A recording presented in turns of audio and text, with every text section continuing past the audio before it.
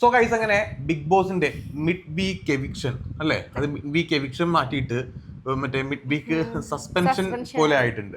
നമ്മൾ നേരത്തെ തന്നെ ഞാൻ പിടിച്ചിട്ടുണ്ടായിരുന്നു, ഞാൻ ലാസ്റ്റ് വീഡിയോ അകത്ത് പറഞ്ഞതാണ്, ഇവരെന്തായാലും രണ്ടുപേരെ എവിക്റ്റ് ഒന്നും ചെയ്യാൻ വേണ്ടി പോകുന്നില്ല. ഇൻ കേസ് എവിക്റ്റ് ചെയ്താൽ തന്നെ റീ എൻട്രി കൊടുക്കും എന്നുള്ളത് ഒരു കൃത്യമായിട്ട് പറഞ്ഞിട്ടുണ്ട്. അത് എവിക്ഷൻ ഒന്നുമല്ല, കാരണം വോട്ടിന്റെ അടിസ്ഥാനത്തിൽ മാത്രമാണ് എവിക്ഷൻ അവർ വെക്കുക.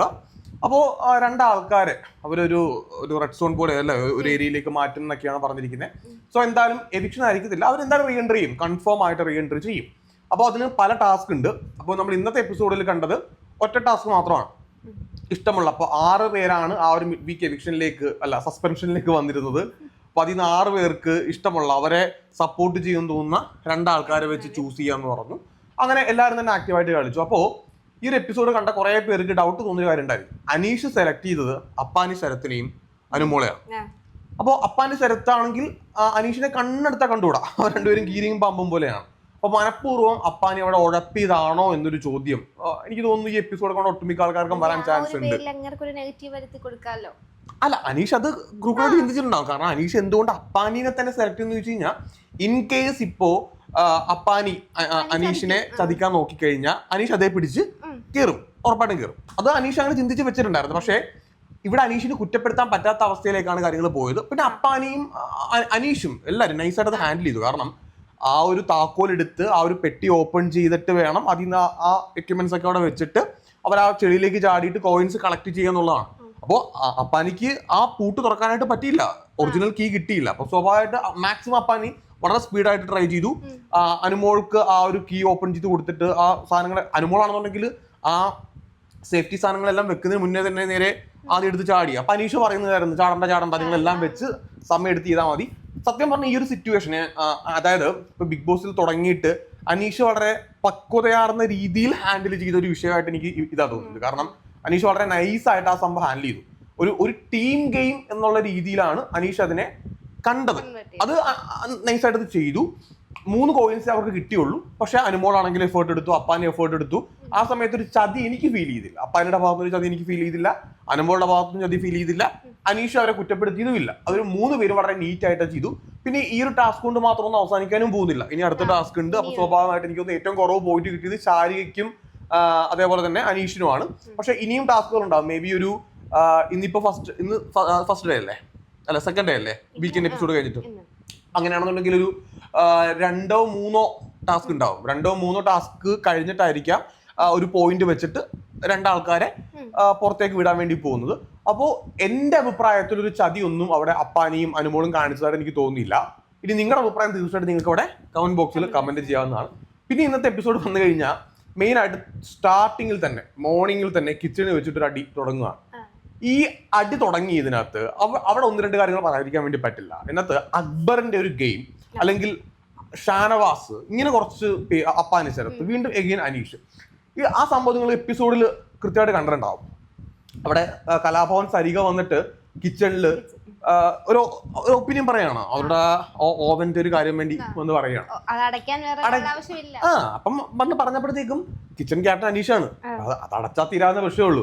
പക്ഷെ അനീഷിന്റെ മെയിൻ സംഭവം എന്ന് വെച്ച് കഴിഞ്ഞാൽ, ഇപ്പോ പല ആൾക്കാരും പറയുന്നുണ്ട് അനീഷ് ഇവിടെ എന്നെ അറ്റാക്ക് ചെയ്യൂ, എന്നെ ടാർഗറ്റ് ചെയ്യൂ, എന്നെ ഒറ്റപ്പെടുത്തു എന്നുള്ളതാണ് അനീഷിന്റെ ഒരു ലൈൻ.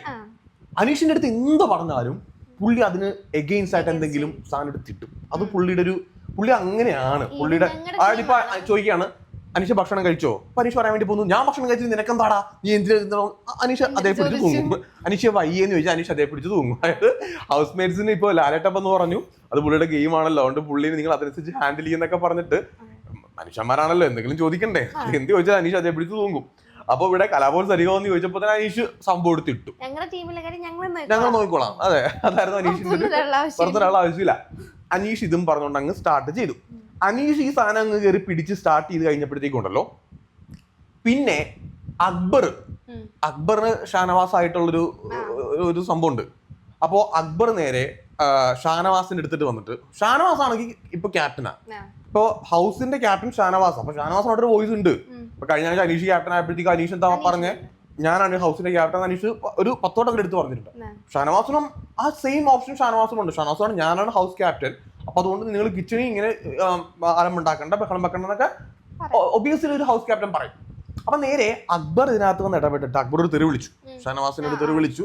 പിന്നെ എല്ലാവരും വിളിക്കുന്ന സംഭവം തന്നെയാണ്.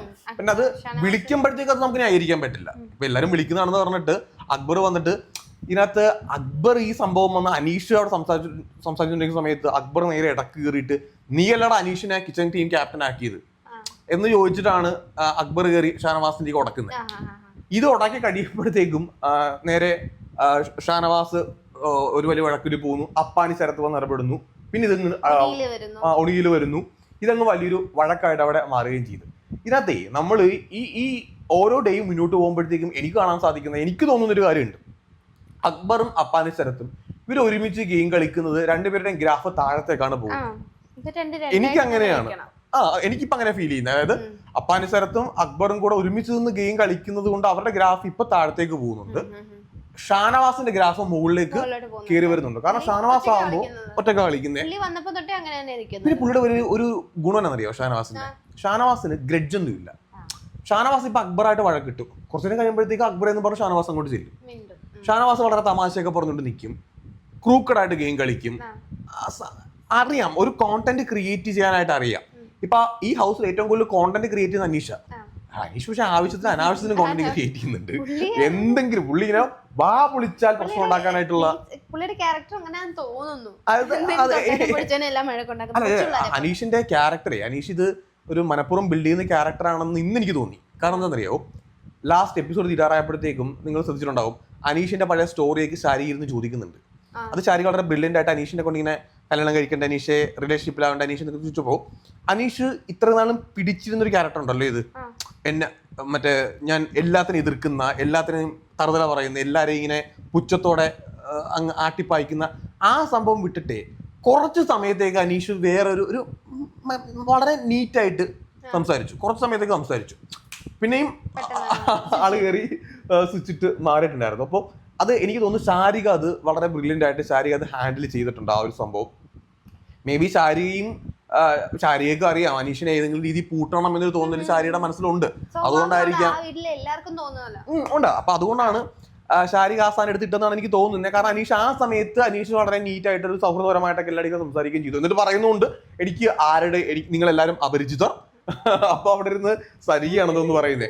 അപരിചിതരാണല്ലോ പിന്നീട് പരിചയപ്പെടുന്നത്, അതെല്ലാരും അങ്ങനെയല്ലേ. അപ്പൊ അങ്ങനെ കുറച്ച് സംഭവങ്ങളൊക്കെ വരുന്നുണ്ട്. അപ്പം ഞാൻ പറഞ്ഞു വന്നത് ഷാനവാസിനെ പറ്റിയാണ്. അപ്പോൾ ഞാൻ ഈ ഹൗസിൽ ഇപ്പൊ ഡേ 1 തൊട്ട് ഞാൻ എല്ലാ എപ്പിസോഡ്സും മുടങ്ങാതെ കണ്ടിട്ട് എനിക്കിതിനകത്ത് ഏറ്റവും കൂടുതൽ ഗ്രാഫ് ഉയർന്നു വരുന്നതായിട്ട് തോന്നിയിട്ടുള്ളത് ഷാനവാസിന്റെയാണ്. വെറുപ്പിക്കലില്ലാണ്ട് ഷാനവാസ് ഇത് കൃത്യമായിട്ട് മുന്നോട്ട് കൊണ്ടുപോകുന്നുണ്ട്. അതൊക്കെ ഷാനവാസിന്റെ കയ്യിലുണ്ട്. പക്ഷെ അത് ബിഗ് ബോസ് വേണ്ട. അല്ലാണ്ട് ബിഗ് ബോസ് എന്ന് പറയുന്ന ഒരിക്കലും പുണ്യാളനെ കണ്ടെത്താനുള്ള ഷോ ഒന്നുമല്ല. പക്ഷെ അത്യാവശ്യം നീറ്റായിട്ട് പെർഫോം ചെയ്യാൻ വേണം. ഒരു കള്ളന്റെ കയ്യില് ബിഗ് ബോസിന്റെ കപ്പ് കൊടുക്കാൻ പറ്റില്ല. അത് വളരെ കിട്ടിയിട്ടുണ്ട്. അപ്പോ അതല്ലാണ്ട് അതെ, അപ്പോ ആ രീതിയിൽ അല്ലാണ്ട് ഷാനവാസ് വളരെ മികച്ച രീതിയിൽ എനിക്ക് പേഴ്സണലി ഷാനവാസിന്റെ ഗ്രാഫ് ഉയരുന്നതായിട്ട് ഫീൽ ചെയ്യുന്നുണ്ട്. പിന്നീട് ഈ അക്ബറിന്റെ ഈ ഒരു തെറിവിളിയും അല്ലെങ്കിൽ അപ്പാനിയായിട്ട് വന്ന് ആര്യൻ വന്ന് ഇടക്ക് ഇതിനകത്ത് ഇടപെട്ടു. പക്ഷെ ആര്യൻ പെട്ടെന്ന് മാറി. പക്ഷെ അപ്പാനി വന്നു. അപ്പൊ ഷാനവാസിന്റെ അടുത്ത് അത് ശരിയാണോ തെറ്റാണോ എന്ന് പോലും, ഇപ്പൊ ഷാനവാസ് അനീഷിനെ പിടിച്ച് കിച്ചൺ ക്യാപ്റ്റൻ ആക്കി എന്ന് പറഞ്ഞിട്ട് ഹൗസിന്റെ ക്യാപ്റ്റൻ ഒരു ഒപ്പീനിയൻ പറയാതിരിക്കേണ്ട ഒന്നുമില്ല. അത് പറയാം, അത് ഷാനവാസ് തീർച്ചയായിട്ടും പറയാം. അത് ഷാനവാസ് അവിടെ പറഞ്ഞിട്ടുണ്ട്. ഇവിടെ ശ്രദ്ധിക്കേണ്ട മറ്റൊരു പോയിന്റ് ഉണ്ട്, നിങ്ങൾ ശ്രദ്ധിച്ചു എന്ന് എനിക്കറിയത്തില്ല. ആണുങ്ങൾ എല്ലാരും കൂടെ അവിടെ ഫൈറ്റ് ചെയ്യുന്ന സമയത്ത് അപ്പൊ അഭിശ്രീയൊക്കെ കുറച്ചൊക്കെ ഫൈറ്റ് ഇപ്പൊ മാറി. പുള്ളിക്കൊരു ഫൈറ്റിനോട് ഇപ്പൊ അത്ര താല്പര്യം ഇല്ലാത്ത രീതിയിൽ പുള്ളി അങ്ങ് ഒതുങ്ങിയിട്ടുണ്ട്. പക്ഷെ അഭിയും അത്യാവശ്യം ഇടപെടലുണ്ട്. പക്ഷെ ഇവിടെ ശ്രദ്ധിക്കേണ്ട ഒരു പോയിന്റ് ഉണ്ട്, നിങ്ങൾ എത്ര പേര് ശ്രദ്ധിച്ചു എന്ന് എനിക്കറിയത്തില്ല. ഈ ഹൗസിലെ പെണ്ണുങ്ങള് എന്താണിത് അറിയാം, എല്ലാം കൂടെ ഒരു മൂലൊക്കെ മാറിയിട്ട് കറക്റ്റ് നമ്മൾ ഈ വീക്കിലി അയൽക്കൂട്ടം കൂടില്ലേ ആ സെയിം സെറ്റപ്പ്. അതായത് അവിടെ ഇരുന്നോണ്ട് അനുമോൾ ആയിക്കോട്ടെ, ആദില നോറ, ആ മറ്റേ ശൈത്യ, ബിന്നി വന്നിട്ട് എന്തോ ഒരു കാര്യം ചോദിച്ചിട്ട് പോയി. ബിന്നി അത്രേ ഉള്ളൂ. ബിന്നിക്ക് ഇങ്ങനെ ഹൗസിലിരിക്കുന്ന ബിന്നി ഇങ്ങനെ ആലോചിക്കുന്നു തോന്നുന്നു, ഞാൻ ഇന്ന് എന്റെ സംസാരം ക്യാമറയിൽ പോയോ ഇല്ല, അതെങ്കിൽ രണ്ട് ഡയലോഗ് അടിച്ചിട്ട് ഞാൻ ഇങ്ങ് പോരാം. അങ്ങനെ പോയിട്ട് ബിന്നി 2 ഡയലോഗ് അടിച്ചിട്ട് ഇങ്ങോട്ട് പോരും. കൂട്ടത്തിൽ ബിന്നിയാണ് എന്തെങ്കിലും സംസാരിക്കാൻ വേണ്ടി വരുന്നത്. ഇത്രയും കാര്യങ്ങൾ അവിടെ നടക്കുക. അവിടെ ഫൈറ്റ് ഉണ്ട്, വഴക്ക്. ഓക്കെ, എനിവേ അത് അനാവശ്യമായിട്ടുള്ള ഫൈറ്റ് ആയിക്കോട്ടെ, എന്നാൽ തന്നെ അത് എന്താണ് ഇത് വിഷയമേ അല്ല. നിങ്ങൾ നോക്കിയാൽ ഇപ്പൊ ഈ ബിഗ് ബോസ് ഹൗസിൽ ആണുങ്ങൾ അവിടെ ഒരു സൈഡിൽ ഫൈറ്റ് ചെയ്യുകയോ കോണ്ടന്റ് ഉണ്ടാക്കുകയോ ചെയ്യുമ്പോഴത്തേക്കും പെണ്ണുങ്ങൾ ഇപ്പുറത്തിരുന്ന് സൊറ പറച്ചില്ല. ഈ സൊറ പറച്ചിലിനകത്ത് വേറൊരു സംഭവം നിങ്ങൾ ശ്രദ്ധിച്ചു എനിക്കറിയത്തില്ല. ഇന്ന് ജിസേലിന് ഒരു വാണിംഗ് കൊടുത്തു. ജിസേലിന് ചുമ്മാ ദുരിതര വാണിംഗ് കിട്ടിക്കൊണ്ടിരിക്കുക, ഡ്രസ്സിന്റെ കാര്യത്തിലാണെങ്കിലും മേക്കപ്പ് ഐറ്റംസിന്റെ കാര്യത്തിലാണെങ്കിലും. ജിസേലിന് ഈ വാണിംഗ് കിട്ടുന്ന സമയത്ത് ജിസേൽ നേരെ പോയിട്ട് ജിസേലിന്റെ വസ്ത്രം കീറിപ്പോയ കാര്യങ്ങളൊക്കെ പറയുന്നു. അപ്പോൾ ജിസേലിന്റെ വായിന്ന് ഒരു അബദ്ധം വന്നു, അനുമോളുടെ ഹൈറ്റിനെ പറ്റി പറഞ്ഞു. അനുമോൾക്ക് ഹൈറ്റ് കുറവാണെന്നുള്ള പരാമർശം വന്നു. അത് പൊളിറ്റിക്കലി ഇൻകറക്റ്റ് ആണ്. നമുക്ക് ഇപ്പൊ നമ്മുടെ സൊസൈറ്റിയിൽ പബ്ലിക് പ്ലാറ്റ്ഫോമിൽ വന്നിട്ട് ഹൈറ്റ് ഇല്ലാത്ത ഒരാളെന്ന് പറയുമ്പോഴത്തേക്കും അത് സ്വാഭാവികമായിട്ട് അനുമോൾക്ക് അത് ഹേർട്ട് ആവും. അത് അനുമോളിനെ ആ കാര്യത്തിൽ കുറ്റം പറയാൻ പറ്റില്ല. അനുമോൾ നേരെ പോയി കരയുന്നു. അപ്പൊ ഷാനവാസ് വന്ന് പറഞ്ഞു കരേണ്ട ആവശ്യമില്ല, ഓക്കെ. അത് അനുമോള് തന്നെ ഒരുപാട് സ്ഥലത്ത് തഴയപ്പെട്ടിട്ടുണ്ടെന്നൊക്കെ പറഞ്ഞിട്ടാണ് പറയുന്നത്. ഇതേ അനുമോള് തന്നെ കുറച്ച് സമയം കഴിയുമ്പോഴത്തേക്ക് അപ്പുറത്ത് ജിസേലിന്റെ വസ്ത്രദാനത്തെ പറ്റി കുറ്റം പറയുന്നുണ്ട്. അതൊരു ആരും ഊളത്തരാ. കാരണം അനുമോളൊരു പെണ്ണല്ലേ. ജിസേല് മറ്റേ ഇത്ര നാൾ എന്താണ് ചെയ്തിട്ടുണ്ടെന്ന് അനുമോൾക്ക് അറിയാൻ പാടില്ലേ. ജിസേൽ എന്ന് പറയുന്ന ഒരു ആക്ട്രസ് ആണ്, അവരൊരു മോഡലാണ്. അപ്പൊ അവരുടെ വസ്ത്രധാരണം അങ്ങനെ ആയിരിക്കും. അനുമോള് ഒരു മറ്റേ മോഡലിംഗ് ചെയ്തിട്ടുള്ള അല്ലെങ്കിൽ അഭിനയിച്ചിട്ടുള്ള TV ഷോസ് ചെയ്തിട്ടുള്ള അത്യാവശ്യം ആക്ടിങ് ഫീൽഡിലുള്ള ഒരാളല്ലേ.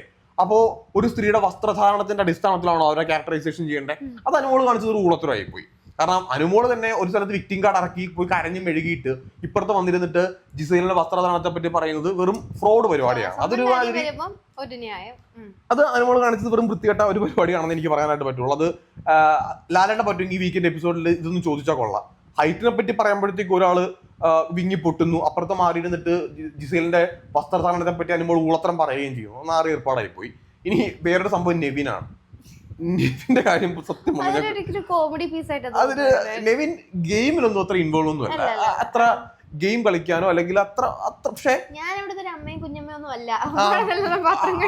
അളിയന്റെ മെയിൻ പരിപാടി എന്ന് വെച്ച് കഴിഞ്ഞാൽ എന്തെങ്കിലും ഉഡായിപ്പ് ഒപ്പിക്കുക.